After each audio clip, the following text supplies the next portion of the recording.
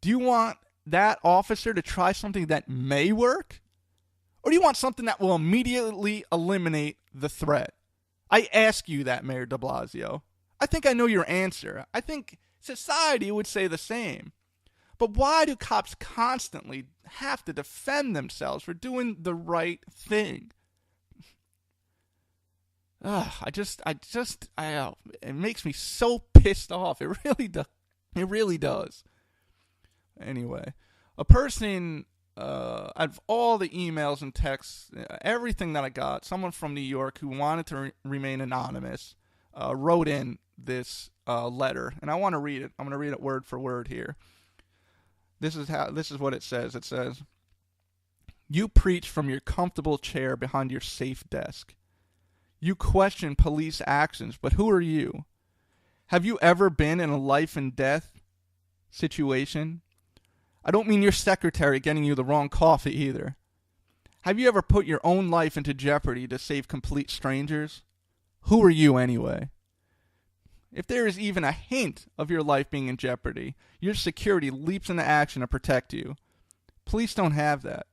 We are actually the ones doing the protecting. You have the audacity to question our actions? Who are you anyway?" Cops do what they need to do to go home at the end of the day. We are more than statistics and a budget. As you're choosing which fancy restaurant to eat at and talk politics, we're in a drive-thru because we can rarely get a break. Who are you anyway? Have you ever ran the opposite direction of a frantic crowd, not knowing what waits on the other side? You need to honor and praise those officers that do their job and quickly get rid of those that don't honor the badge. You can honor the badge and make a mistake at the same time, Mr. Mayor. You need to know that. Who are you anyway? You're a man of great power. I thought you, of all people, would understand that unfortunate acts are sometimes associated with such a great responsibility. You say we need to be more responsible with our power? Well, I say the same to you, sir. Who are you anyway? And that was, it'll remain anonymous, but I think that was pretty powerful. I hope you get something out of that. But for the person out there, I know you're listening. Thanks for sending that in. That was short and to the point, and I love it. I love how you mentioned that officers make mistakes, because that's what I praise on this first show and on the blog. But cities across America seem to jump on it's the cops' fault bandwagon. You know, some of these cities across America, especially with the economy, are just in shambles. I've even read some articles that post the blame about Detroit on the cops. Detroit, have you look on YouTube? That's because of the police force? Oh, give me a break, everybody. You know?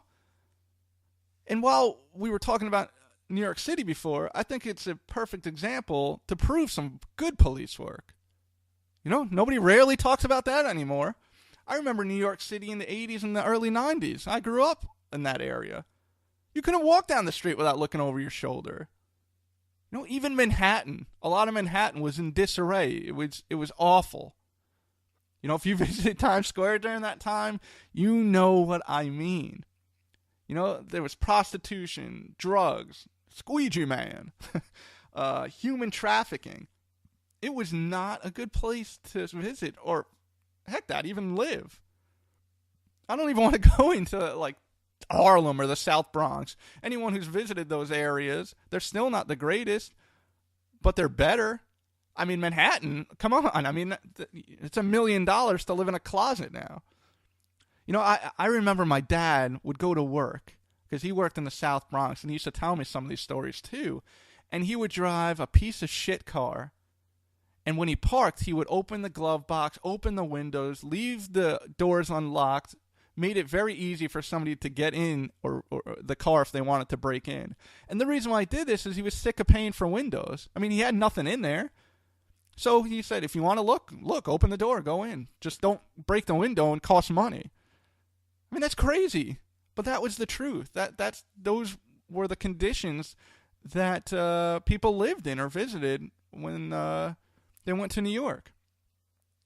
But then Giuliani came in, and he did the every cop on every corner.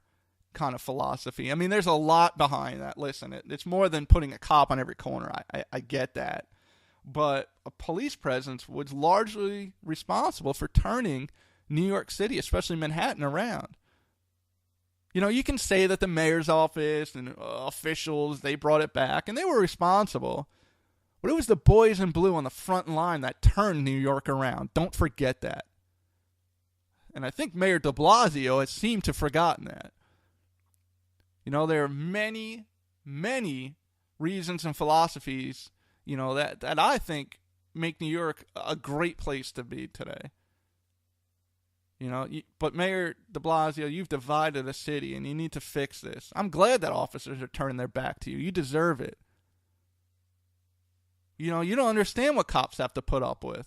You know, I was talking to my wife about this, and I learned that she used to think about the Facebook post or how she would address society if I was killed in the line of duty. She won't tell me what it is, but she knows what she was going to post.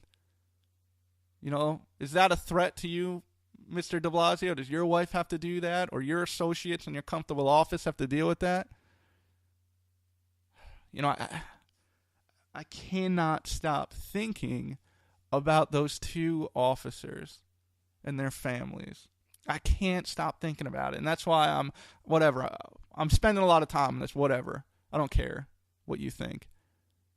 This needs to be public. People need to hear this. You know, after a grueling academy, you know, you train and train and train every year. We spend hours and hours in the hot sun and the frigid snow on the gun range.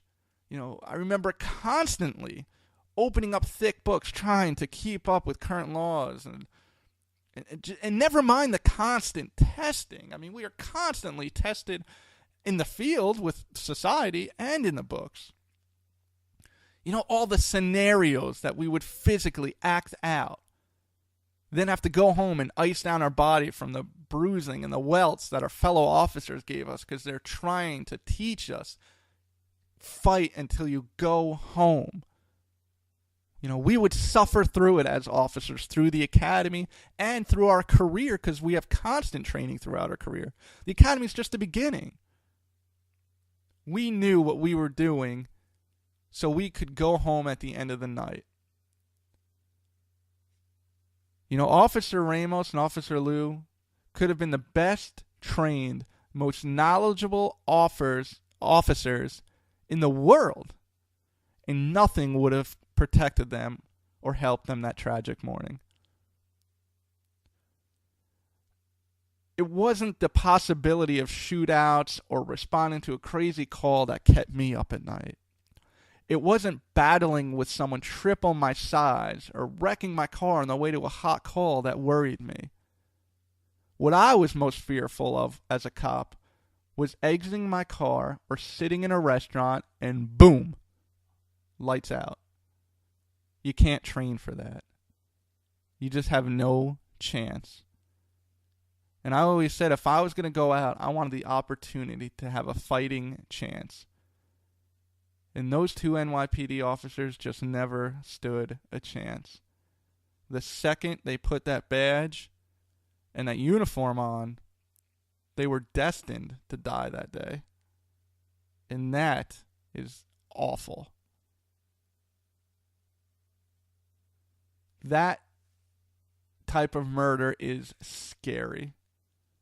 And I hope it doesn't start a trend. But unfortunately, I think I'm wrong. 2 officers in North Carolina, in Raleigh, stepped out of their car a couple days ago and were immediately shot at. Immediately. Luckily, they had a chance for their training to kick in. They did what they needed to do, and they got out of there alive because they had a fighting chance. Maybe it was tiny, but it was a fighting chance. I'm sure they were scared, and I've used the word scared during these podcasts over and over.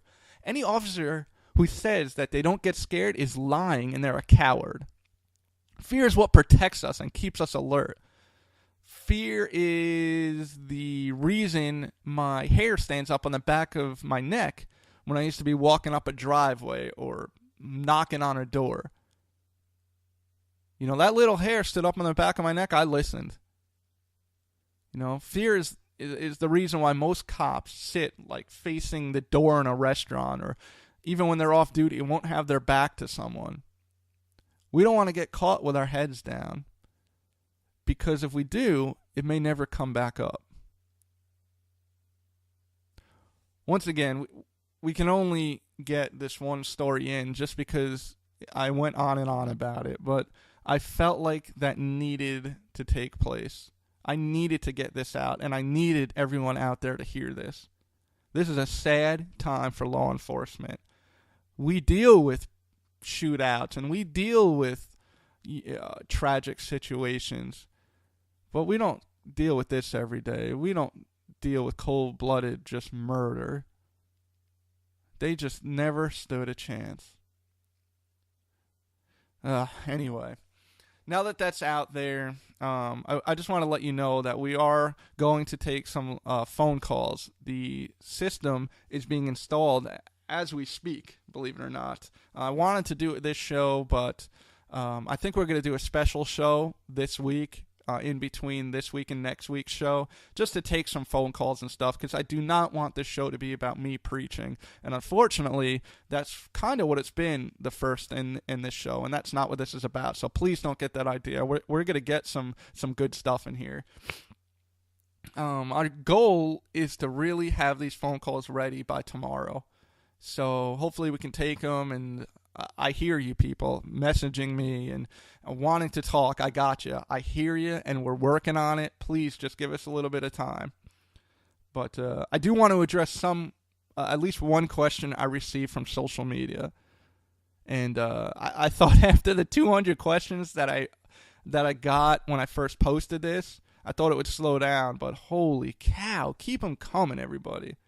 You know, hit us up, please. PolicingBlackandWhite@yahoo.com. Or visit us on Facebook under Policing Black and White. And you can go straight to our website at policingblackandwhite.wordpress.com. Anyway, I announced on social media, and everyone's been hitting me up and asking what the deal is. We have a big announcement, and I was praying I'd have it ready for today, or the other person would. But it's halfway ready, so here it is. A very, very well-known newspaper in a big city has taken an interest in our podcast, believe it or not. Pretty soon you're going to see a story in the newspaper about everything we're doing here. And again, this is not your local small-town paper. This is one of the biggest papers, I think, or at least I used to read it all the time.